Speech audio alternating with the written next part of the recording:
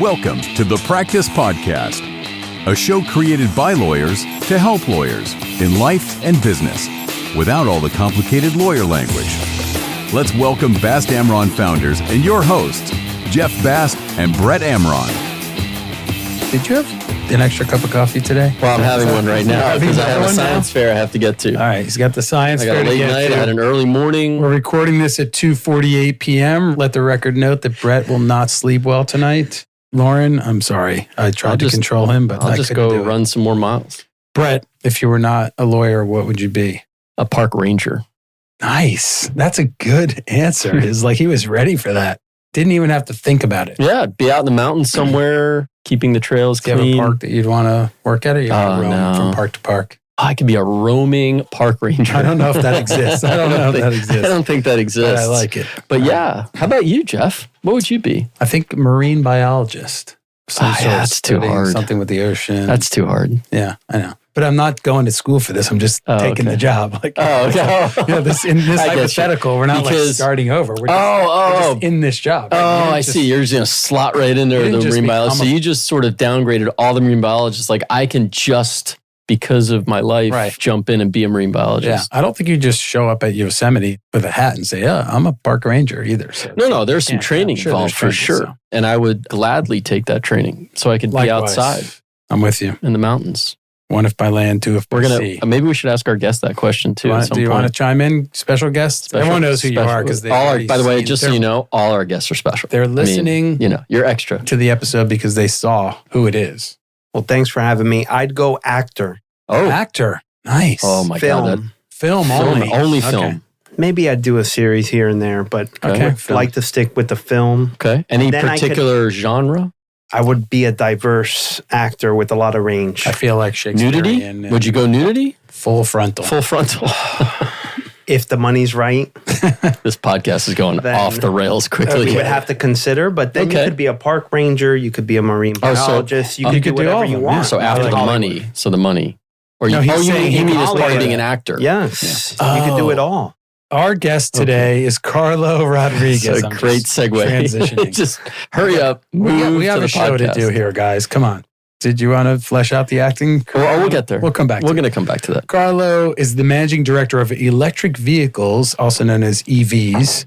There's a lot of acronyms, so I'm going to cover them all in the beginning. I hope you remember them. A legend in the show notes. He's the managing director of EVs and Advanced Vehicle Technology, or AVT, at Ryder System, Inc., which is traded on the New York Stock Exchange as R. RSI? Old school. Just R. Just R. Boom. You know that your company's big time and it's one letter. Boom. 90 years in the business. Amazing. 90.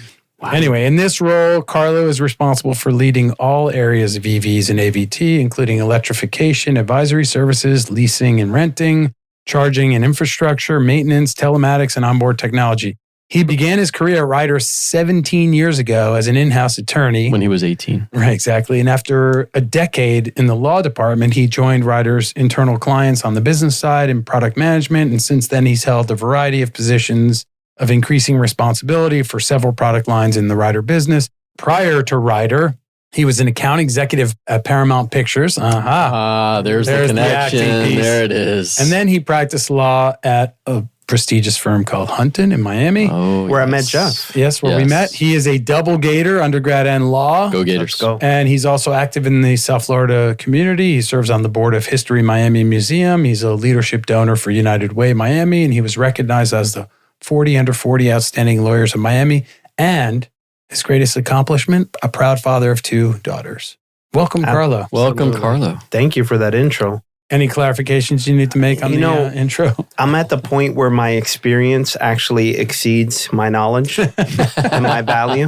Oh man, I passed that years ago. I think we all get there at some point, but thanks for the intro. Happy to be here. Let's start at Paramount Pictures since we were already talking about acting. What did you do at Paramount Pictures? You were an account executive. Yeah, so at UF, found out an alum was going to be in town for an advisory council meeting and was dedicating some time after hours to go over resumes and meet with students. So I took advantage of that. I don't think a lot of students did, but I went with my resume. He critiqued it. I sent it back. I let him know that I had applied for law school. But at the time, Florida, and I don't know if Florida still does this, but they had spring entrance. So I was graduating in May, traditional graduation, but I wasn't starting law school until January. And I had applied. I wasn't even accepted yet. So I asked if I could do an internship that I saw some online at Paramount Pictures. And he wrote back and said, no internships, but I'd like you to fly out and meet me, I think at DFW Airport. There's a position I want you to interview for. It was an account executive sales position. So I was kind of stuttering, wasn't ready for all that. I just went through that process and was up against some seasoned sales executives, but I had this coach kind of in my court that went to UF. Yeah, he liked you. Kind of helping me. He liked me. He mentored me and just went to 2 different airports, met him in DFW, met another regional president in Maryland, Baltimore, I think it was, then met the president of Paramount TV in Hollywood with the studio. You know, you go through the Paramount gates, like his office was there, and that did well. So some people think I look young now. Back then, this was baby face, a long time ago. This was 24 years ago. And the biggest kind of, I guess, concern the president had to the UF alum was, this guy's going to be talking to general managers of stations in these markets, and he looks like he's 18. How's he going to do it? 19. So I got over that, and I did well. I worked out of the DFW Southwest regional office. I set a few records. One record was like selling Montel Williams in some small market in Mississippi, and did that before law school. That's cool. So you were selling shows to regional TV networks or to TV? Yeah. So think about you come into a market like Miami, which wasn't me because I had from 100 or 95 down in the Nielsen rating. So I had 95 to 200. Those so I had markets. Laredo, Texas, and El Paso, Texas was my biggest market. I think it was 95. By the way, we like rating. Laredo and El Paso. Yeah. So we're just love it. Small TV markets, right? Yeah. I would go into a market like that and I'd meet with the ABC affiliate, NBC affiliate. Some of the markets only had 1 or 2. And I would sell first run syndicated shows off network. So Entertainment Tonight, Judge Brown, Judge Judy, those types of things. In that day and age, you're not turning your laptop around and showing them a show. It was the old-fashioned way, huh? Yeah, it was old-fashioned, and you would study the ratings and see what the show was doing in similar markets. And you would say, look, with your demographics and in this time slot, it could do well. Cool. And sometimes the show was up for renewal and you were showing what the market was doing on a competitor station and try to sell that. So obviously you got into law school. Did you start law school in January as planned, or did you take more time with this? Yeah, so and they didn't care about that? They weren't? I just told them I got accepted and really wanted to get more education, and they understood and just made that tough decision to leave. It was a really good job. So imagine I'm in undergrad and they're saying, your first job out of a college of journalism and communication and what you're studying is going to be working at a station, small market, making $18,000 a year. And all of a sudden at Paramount, right out of the gate with bonus, I was making $85,000 annually this is 2000, right? So that was hard to leave. And we had a lot of perks. We had car service. So sometimes the sedan wasn't available. I get picked up in limos. My mom visited me once in Dallas and my mom's like comes outside in a white limo's picking me up. It was nice. The budget was good for expenses, but I figured with law, I could go anywhere. I could work anywhere. I wasn't just forced to be in Dallas or Chicago. So I went to law school in January and started at UF. What skill set from your stint at Paramount do you still use today? The sales aspect, finding the value prop in what you're selling and presenting that to customers and understanding that they're reaching out to you because they need something that's going to solve one of their problems. So I think that's important. And the traveling and time management, meeting with different clients, understanding their business, understanding the audience. I think those were all valuable lessons, but it was a short stint. It was 7-8 months. But you probably learned more in those 7 or 8 months than the 19 or 20 years before that. For sure. It was a big learning experience. That's cool. So law school and then straight out of law school to Hunton? Yeah, both of my summers at Hunton and Williams. I don't think I've ever heard of that firm. No, you haven't, probably. It's never mentioned around here. I know. We need to stop promoting. No, it's a great firm. This is like the alumni network here on our podcast. Sorry to interrupt. Go ahead. Tell us about your time at Hunton. Yeah, so Hunton, started at Hunton, met Jeff, worked in litigation actually. Started in litigation, thought because of my background at Paramount, but more so I had also a theater background. So communications. I had a scholarship for acting and theater. So one of my mentors, that mentor in Paramount, said, you need to pick litigation as your practice area. Sure. You need the mic. Little performance-based, yeah. Little did we know that it's not a lot of mic time, right? You're not going to court a lot. And it's not staged and it's not like in the movies. So if I could go back, I'd probably pick real estate, given the market we're in and some of the contacts that I have in real estate and seeing what some of these developers are doing. So I did commercial litigation with Sam Dannon and some of those folks over there. But then ultimately you made the move. You left to go in-house. Tell us about that decision, because there are probably some lawyers out there who are thinking about life in-house. Yeah. Wasn't searching, but the opportunity opened at Ryder for an in-house position, and it was a transactional corporate position. So I had met the deputy general counsel at a fundraiser charity golf tournament. So I had that kind of intro or connection already. Started interviewing for the job, and I liked the opportunity for a few reasons. One, I wasn't sure at the time if I was in the right practice area in litigation, so that was a factor. This was a corporate transactional opportunity. There's not a lot of Fortune 500 companies based out of Miami or South Florida. The pay was it wasn't too far from a commute perspective, and the people that I interviewed were solid. It was a early part of my career and decided to take a shot at it and took the job.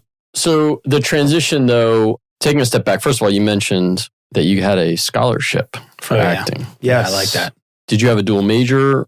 I presume the scholarship was to University of Florida. It was not. It was at Indian River College, my first 2 years of college. Or at Indian River. Okay. Yes. And for those listening that don't know where that is. It's in Fort Pierce. Okay. I started college just taking a couple of courses. I was trying to ease into it. And I didn't have, I'm the first, besides my stepdad, I'm the first to go to college and graduate in my family. I wasn't focused on that college track. So I took a couple classes. One of them was a theater class, acting class. And the first day of class, we had to do some monologue or presentation. And the professor, who happened to be the director of the whole entire fine arts program, said, "Do you have a scholarship?" And, I was very young, teenager at the time. And I go, "No, but I should have one." And he goes, "I think you should. Me and my wife, she's the guidance counselor, and meet her. I need you to go to at least 12 credits full-time, 12 to 15, and I'd like you to have an acting scholarship. You have to do one play a semester for your 2 years." And first semester, I was in a scholarship position. I did 4 plays. I think 2 of them I was a lead in, and I had done a little bit of this in high school. So it was a great experience. But to continue, when I got to UF, I was concerned about paying the bills in the future and being able to provide for my family. And I was doing what I wasn't supposed to be doing. I was supposed to be more courageous and just go for it and jump in with both feet and go all the way with theater and acting and move to LA or New York. But I decided to do College of Journalism and Communication so I would have a degree in something. The problem is when you do that, it's hard. When you're not jumping in with both feet and going all in, it's hard to get back into it. It's hard to push yourself late night or over the weekends to go audition at local theater or graduate and then pivot completely and move. Do you ever think about getting into acting as a side gig, right? Obviously, you have your position at Ryder, but something to get back into local theater or anything like that here? No, not right now. What I've done is Ryder headquarters is here in Miami. So they do big United Way campaign weeks and they'll have different events. Take your kid to work day.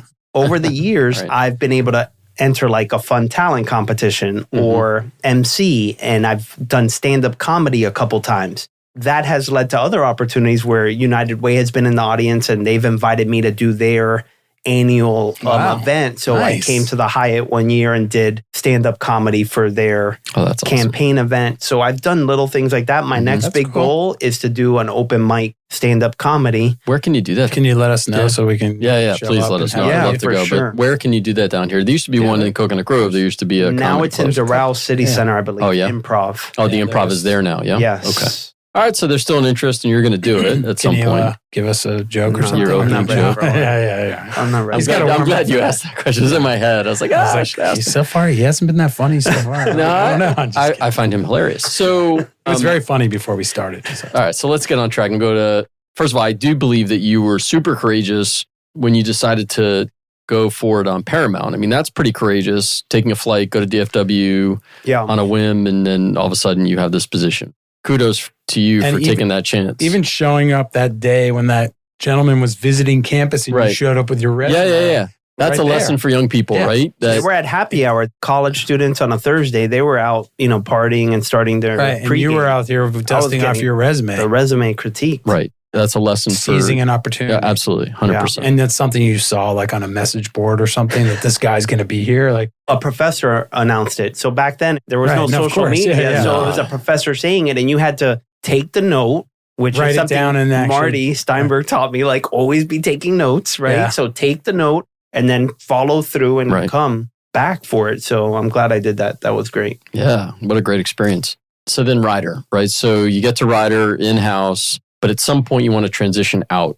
Tell us about that, why and where that led you to. So 11 years in-house supporting everything in fleet management solutions. So lease agreements, long-term agreements, short-term agreements, supplier agreements, and then supporting marketing campaigns, supporting finance, lease finance products. Also counsel for our UK business when there was a time period where we lost our UK attorney. So supporting that business and learning some of the different laws and different practices. Also got a chance to go to South America when we operated there in Brazil. And there was a chance where I almost was the expat attorney over there, but then we decided to cease operations. So that never materialized, but did a lot of stuff transactionally and then still got to do some dispute matters with mediation and some litigation with some government agencies and used my litigation background. So loved it. And during that 11-year period, was approached a few times to maybe go to the business side, but never acted on it. And then eventually one of the clients at that 11-year mark had a position in product management and wasn't wanting to get out, but thought it was a great opportunity, really liked this manager that was my boss.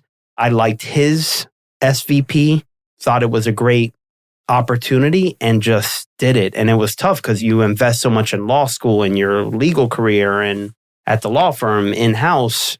And it's a tough decision, but I thought it would be more fun, more exciting, a new challenge. And we've had some instances of people doing that within Ryder. And I saw in other in-house departments, other companies where they've had a GC or an attorney go out and have a lot of success.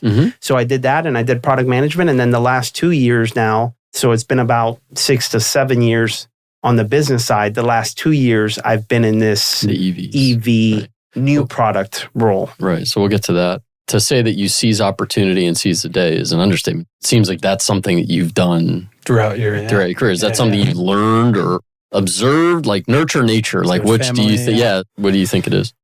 Bouncing those types of things around with your mentors or family or friends and just trying to get to the right answer of what to do. And I think it's building relationships and making sure you're walking around the halls and doing those types of things and networking and going to events and going to receptions. And I think all those relationships help really put you in spots where at least you're getting opportunities and you're getting offers to pivot or have some new challenges. Super impressive. Yeah. I mean, you mentioned as part of that mentors, but it sounds to me like you sort of created mentoring relationships yourself. Like you were active. Yeah. You met the gentleman, gave him his resume, and then stayed in touch with him, which is not always that easy back in those days. Yeah. You've gone from legal to business. You met somebody from Ryder when you were playing golf. Yeah. It sounds like you have created those opportunities and then seized them when they were available. Yeah, definitely. And what's great now is paying it forward. And even early in my career, I would critique other people's resumes and I would volunteer and people would like, this is weird. Like you want to critique my resume? From that day where he critiqued mine and then just trying to study that art. And sometimes you're looking at something for so long that just having a second set of eyes, even if they're not an expert, helps a lot. So I've tried to pay that forward and tried to connect people in different industries or in different circles to pay some of that forward. That's great. And I think it's a great lesson. And we've talked about this on this show is as a general proposition, people want to help. Yeah. And if you ask for help, you usually will get it. And there's nothing wrong with asking for help. And I love that you appreciate those who helped you along the way and that you're willing to do it for others. I think Brett and I are both the same way. I like when somebody asks me, can you look at this guy who's in law school? I get this all the time from family friends who met somebody at dinner and their son is in law school. And it's like, hey, you met these people at dinner. Now I'm interviewing them. We're not hiring. But if they would find it beneficial, I'm happy to meet with them for coffee, look at their resume and talk to them. I've had a few say, no thanks, because they don't want that meeting, which I think is a tragic mistake. Yeah. But most people, I'm happy to meet with them because I remember people did that for me when I was coming out. As a quick story, I was asked by a then client, a guy that I met, to speak to a kid who was starting law school at University of Miami, who interned when he was in college for this individual, was in-house counsel for a company up in New Jersey. And I said, sure, happy to do it. So I met the kid, whatever. He graduated. We weren't looking, so he didn't come to our firm. He went to a different firm. And then we were looking about a year later, and guess what? He's here. He works here now. Excellent. Yeah, you can't say no to those opportunities. You know? I think when you're young, you think, it's got to happen now. And you feel like everything's now. But if you nurture some of these relationships and keep networking, you're going to need that network 4 years from now, 10 years from now. Yeah. The worst thing is you meet somebody. Yeah. Like that's the worst thing that's going to happen. Exactly. You know? And it doesn't lead to a job or something. Right. You met a person. But you met somebody. So you never know what's going to happen from there. I agree. I tell my kids all the time, take the meeting, take the call, connect by email, by whatever. Doesn't matter. I think this is going to lead to a lot of LinkedIn messages. This episode? Meeting requests. Just DM, and then you'll be happy to DM back. Yes. Yeah, you're going to get some meeting requests from Hannah Bast, Micah Bast, Max Bast, Danny Amron, Dylan Amron, Hayden, right? As if they were listening to this episode. Come on. They better be. Just they will this episode. Meaning they listen to all the others. A joke because then now a joke, are you regretting that question? You know what? There's still time. We have a few priest, minutes left. A rabbi, and no, I'm just kidding. What else we got? I used to ask that question on interviews too. Can you tell me a joke? Because I think it's a great question. I always tell people, look, it's a bonus. If you can't, that's fine. But if you can tell a joke, I think it's a tough question because you're on an interview. So you want to tell something that's not offensive. Yes. And you don't know what's offensive. Define offensive. So, right, exactly. Which is a tough one. But if you can tell a joke, to me, it's the art of telling a story in a manner. And so if you can do that, I think you're a better communicator or you're showing an aptitude to communicating. Do you know what one wall said to the other? I love it. Go for it. No. Meet you at the corner. Nice. That's a good dad joke. That's a good dad joke. That's a good dad joke. That's all I have right now. Yeah. Focused on this fatherhood. When I grow up, I want to be a mirror cleaner because I could really see myself doing that. Okay, let's move on. We just lost the 2 listeners. Okay. Carlo, tell us, you make your way to EV and AVT. Yes. Okay. And we've already defined what those are. So tell us about that, how you got there, and then what that is and what that entails and what you're doing now and where you see it going. I mean, that's a lot of questions baked in. That would be a lot of objections to any deposition, but we're not in deposition, thankfully. And so you can feel free to tell us all that stuff. I'll take it one by one and let you jump in.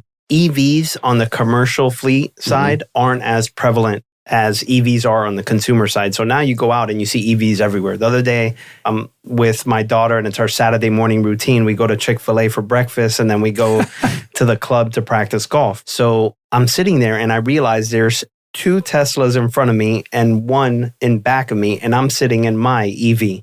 So it's 4 EVs in a row. So it's gaining momentum on the consumer side. Like it's close to hitting 10% of vehicle sales. It's a big number.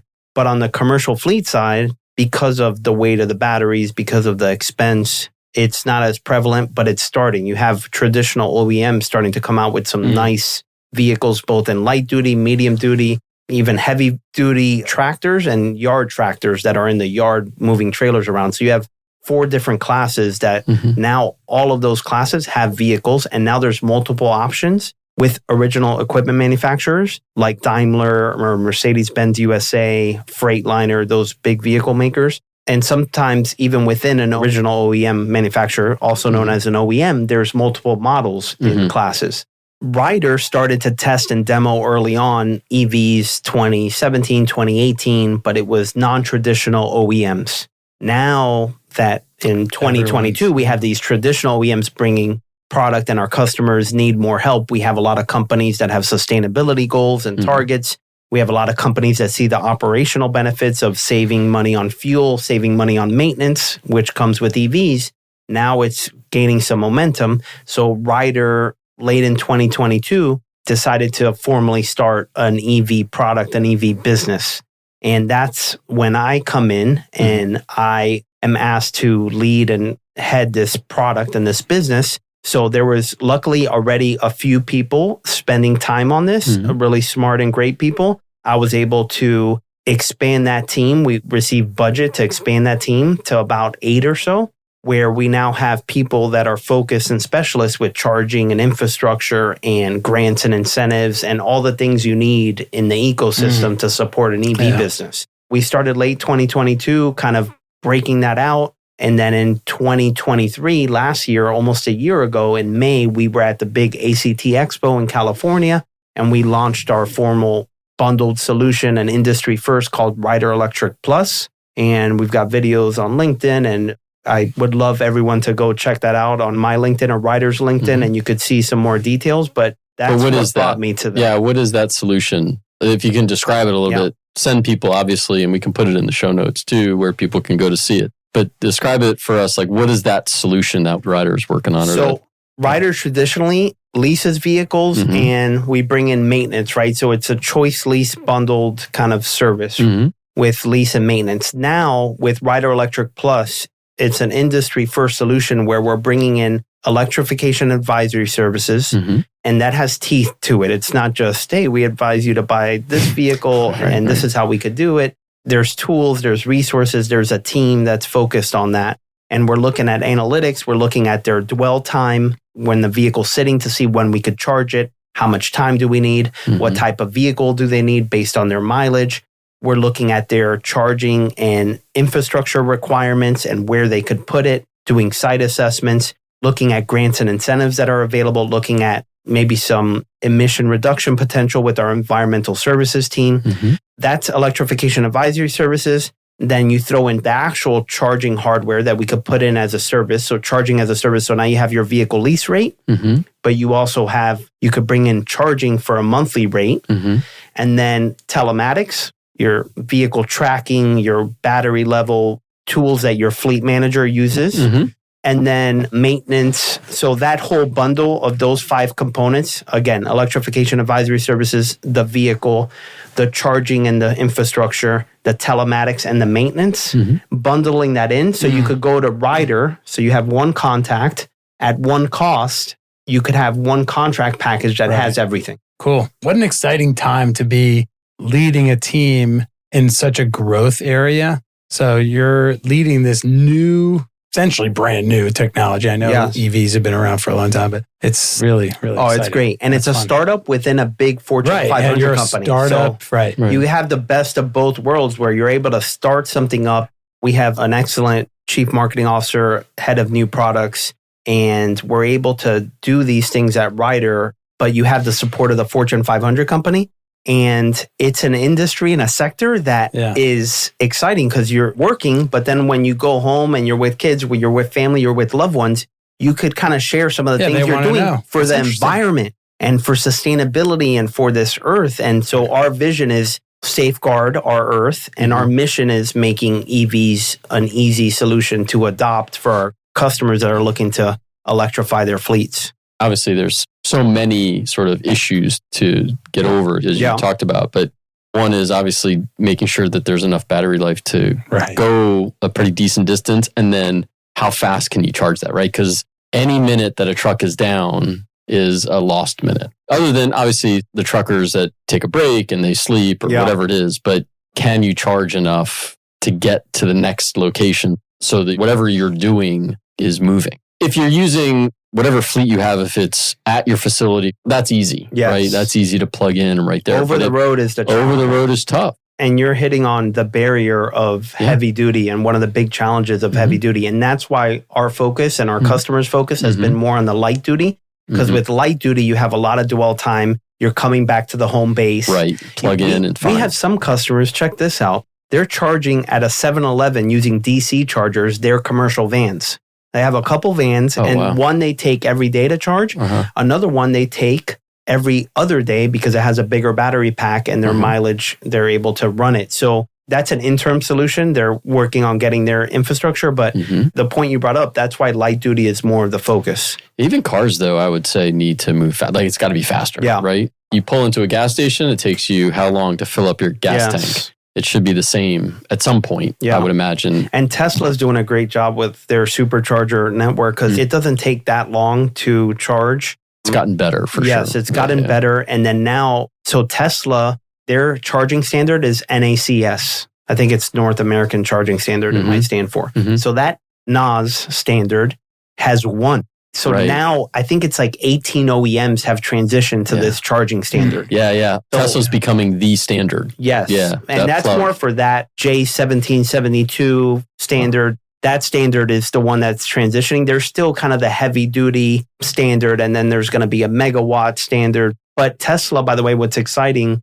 Tesla has a semi-tractor. Yeah, they've been working on that for a while. PepsiCo and Frito-Lay run. And just recently, there's another fleet that had some press on testing out the unit.